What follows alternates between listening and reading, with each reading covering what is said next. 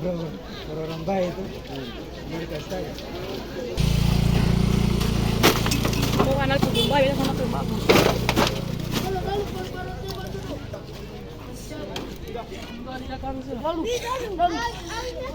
Ayah parang pemodal bikin pos apa? Ayah bikin pos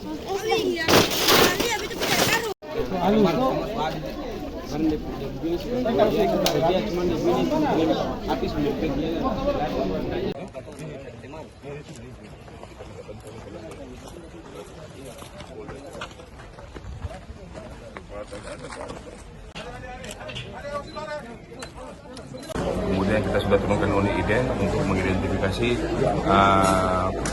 penyebab kebakarannya sementara. Kemudian nanti setelah ini kita akan lokalisir lokasi sehingga nanti itu lokasi itu akan kita persempit.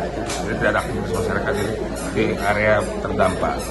Sembari nanti pembersihan puing-puing untuk kembali nanti ditempatkan tenda-tenda pengungsian. Gitu ya? Oke? Dugaan sementara apa?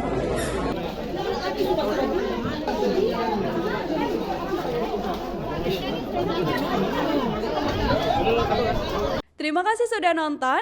Jangan lupa like, subscribe, dan share ya.